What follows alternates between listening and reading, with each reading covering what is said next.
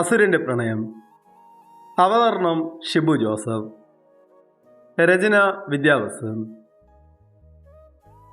മോനി വിട്, അവൾ ചാകും. ഊർമിള ഓടി വന്നു തടഞ്ഞു. ജീവൻ കാവേരിയെ വിട്ടു. എല്ലാരും കൂടി എന്നെ തോൽപ്പിക്കുക. ജീവൻ വേദനയോടെ പറഞ്ഞുകൊണ്ട് തൻ്റെ മുറിയിൽ പോയി. ഇത് വേണ്ടായിരുന്നു മോളെ. ഊർമിള കാവേരിയുടെ അടുത്തുനിന്ന് പറഞ്ഞുകൊണ്ട് പോയി. കാവേരി എല്ലാം തീർന്ന് ഭിത്തിയിൽ ചാരി. കൊട്ടാരത്തിൽ ഗൗതം നന്ദയുടെ കയ്യിൽ പിടിച്ചുകൊണ്ട് ഹാളിൽ വന്നു. ഹാളിലിരിക്കുന്ന ഈശ്വരി സംശയത്തോടെ നോക്കി. രണ്ടുപേരുടെയും കോലം കണ്ട് ഈശ്വരിക്ക് മനസ്സിലായി. മമ, ഗൗതം വിളിച്ചു. നിർത്ത്. ഈശ്വരി കൈനീട്ടി ആംഗ്യം കാണിച്ചു. ഈശ്വരി ദേഷ്യത്തിൽ ചാടി എഴുന്നേറ്റു. എല്ലാം മനസ്സിലായി. എത്ര ധൈര്യം വേണം ഈ വീട്ടിൽ കൊണ്ടുവരാൻ? ഈശ്വരിയുടെ മുന്നിൽ നിന്ന് നിൽക്കാൻ എന്ത് യോഗ്യതയാ ഈ കുട്ടിക്ക്? ഈശ്വരി അഹങ്കാരത്തോടെ ചോദിച്ചു. നന്ദ പേടിയോടെ ഗൗതമന്റെ കയ്യിൽ മുറുകെ പിടിച്ചു. എനിക്കവളെ ഇഷ്ടമാണ്. ഇതിൽ കൂടുതൽ യോഗ്യത എന്താണ് വേണ്ടത് മമ്മ? ഗൗതം പറഞ്ഞു. ഈ വീട്ടിൽ നിൽക്കാൻ പറ്റില്ല, ഈശ്വരി ദേഷ്യത്തിൽ പറഞ്ഞു. അതിനാരാ ഈ വീട്ടിൽ നിൽക്കാൻ പോകുന്നത്?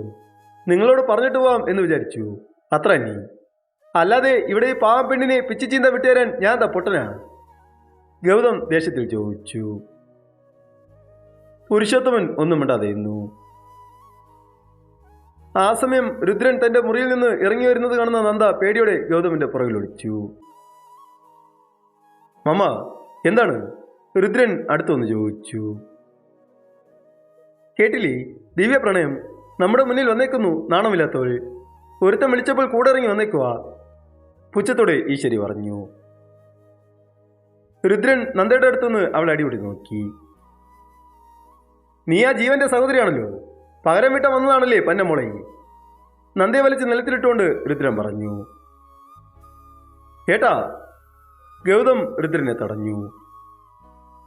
രുദ്രൻ ഗൗതത്തിനെ അടിച്ചു. ഗൗതത്തിനെ മാറി മാറി രുദ്ര അടിച്ചു. പുരുഷോത്തമൻ രുദ്രനെ തടയാൻ പോയതും രുദ്രൻ അയാളെ തട്ടി മാറ്റി. പുരുഷോത്തമൻ നിലത്ത് വീണു. എല്ലാരും പേടിയോടെ നോക്കി. ഗൗതം രുദ്രനെ തല്ലി. എല്ലാരും ഞെട്ടലോടെ വാ വിളിച്ചു. ഞാൻ കെട്ടിയത് എൻ്റെ ഇഷ്ടമാണ്. ഇവിടെ താമസിക്കാനല്ല വന്നത്, നിങ്ങളോട് പറഞ്ഞിട്ട് പോകാനാണ് വന്നത്. ഈ തറവാട്ടിൽ നിന്ന് ഒരു തരി സ്വത്ത് പോലും എനിക്ക് വേണ്ട. എൻ്റെ പെണ്ണിനെ നോക്കാൻ എനിക്കറിയാം.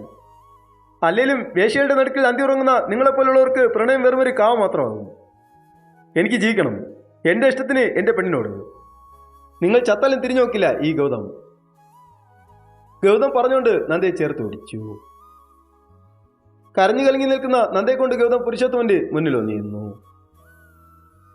യാത്ര പറയാനും അനുഗ്രഹം മേടിക്കാനും ഒരാൾ മാത്രമേ ഉള്ളൂ, എൻ്റെ അച്ഛൻ. ഗൗതം പറഞ്ഞുകൊണ്ട് പുരുഷോത്തമന്റെ കാലിൽ വീണു. നന്ദയും വീണു. മക്കളെ, രണ്ടുപേരെയും നിറഞ്ഞ കണ്ണോടെ അനുഗ്രഹിച്ച് പുരുഷോത്തമൻ ചേർത്ത് പിടിച്ചു. രുദ്രൻ ദേഷ്യത്തിൽ ഒന്നും മിണ്ടാതെ നോക്കി. ഈശ്വരി തന്റെ മുറിയിൽ പോയി കതകിനെ വലിച്ചടച്ചു. ഗൗതം ആരോട് യാത്ര പറയാതെ രുദ്രന്റെ വീട്ടിൽ നിന്നിറങ്ങി. മുന്നിൽ ജീവനെ കണ്ടതും രണ്ടുപേരും പരസ്പരം ഞെട്ടലോടെ നോക്കി.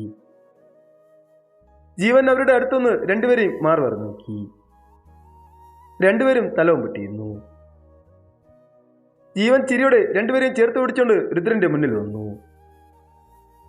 രണ്ടുപേർക്കും വിശ്വാസം വരാതെ അമ്പരപ്പോടെ ജീവനെ നോക്കി. നരസിംഹ കൊട്ടാരത്തിൽ ചുണയുള്ള ആണുങ്ങളുണ്ടെന്ന് തെളിയിച്ചു.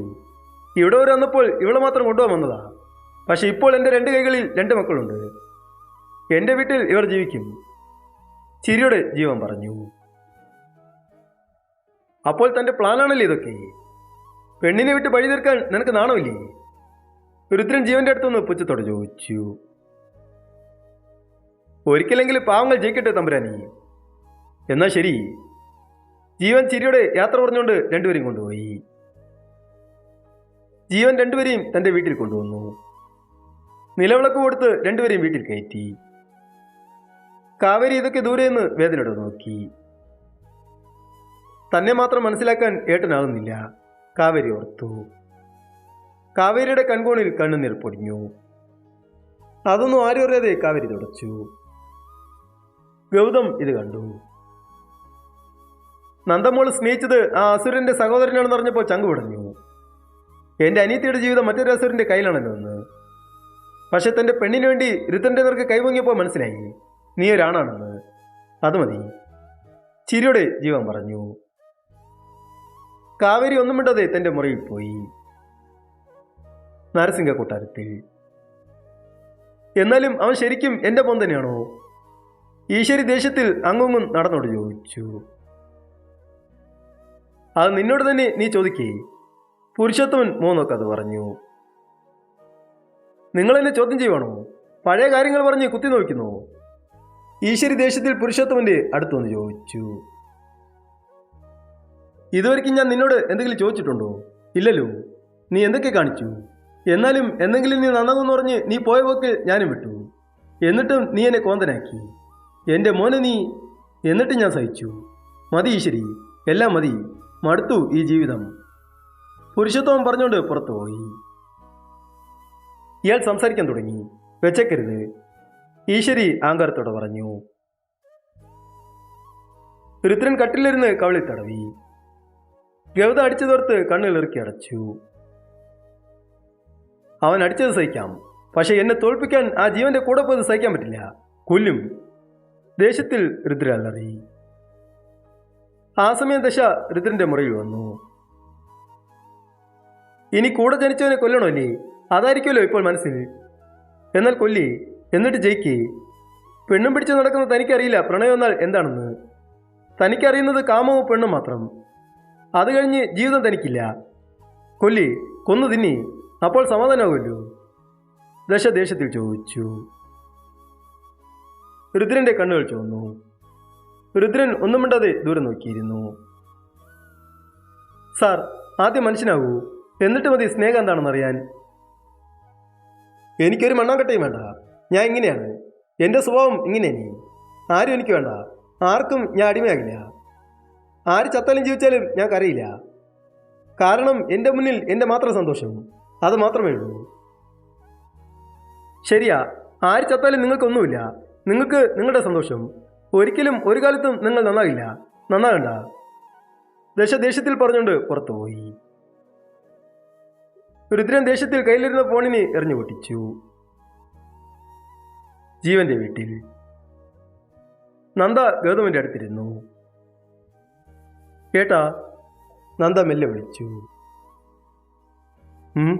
ഗൗതം മറുപടി കൊടുത്തു. ദേഷ്യം അവനോട്. ഗൗതമന്റെ തോളിച്ചാഞ്ഞുകൊണ്ട് നന്ദ ചോദിച്ചു.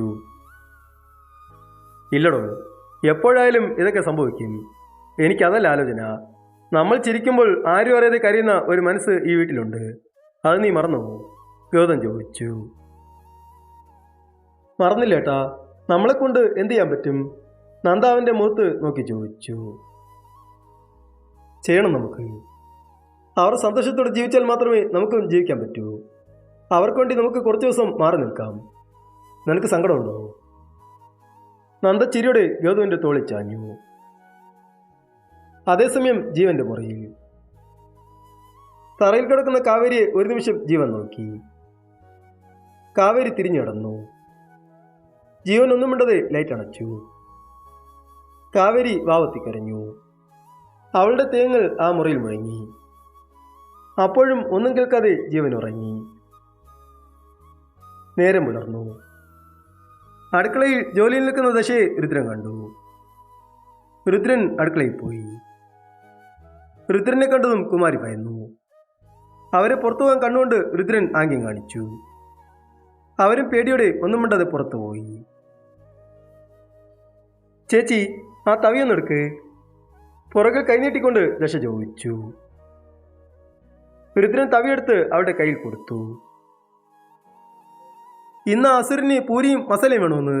ഇവനെന്താ ഞണ്ണാൻ വേണ്ടി ജനിച്ചതാണോ? പൂരിയും മസാലയുമേ തൊണ്ടുപോയി നിന്ന് അകത്തു പോകൂ. വെറുതെത്തുകൊണ്ട് ദശ ജോലി ചെയ്തു. എല്ലാവരും പേടിയോടെ നോക്കിയിരുന്നു. രുദ്രൻ ഒന്നും മിണ്ടാതെ മീശ പിരിച്ചുകൊണ്ട് നോക്കിയിരുന്നു. എന്താ ചേച്ചി ഒന്നും മിണ്ടാത്തത്? ആ പേയ്മെൻറ്റിനെ കണ്ട് പേടിച്ചിട്ടാണോ? അയാളെ പോകാൻ പറയേ. ദശ പറഞ്ഞുകൊണ്ട് തിരിഞ്ഞതും മുന്നിൽ രുദ്രൻ നിൽക്കുന്നതുകൊണ്ട് നാക്കും കടിച്ചുകൊണ്ട് അവനെ നോക്കി. എന്താടി ബാക്കി കൂടി പറയേ. കൈഷർട്ട് ഉയർത്തിക്കൊണ്ട് രുദ്രൻ പറഞ്ഞു. ബാക്കി മറന്നു. ഇളിച്ചുകൊണ്ട് ദശ പറഞ്ഞു. എന്നാ മറക്കാത്തൊരു സാധനം നിനക്ക് ഞാൻ തരാം. രുദ്രൻ ദശയുടെ അരക്കെട്ടിലൂടെ പിടിച്ച് അവളെ തന്നോട് ചേർത്തു.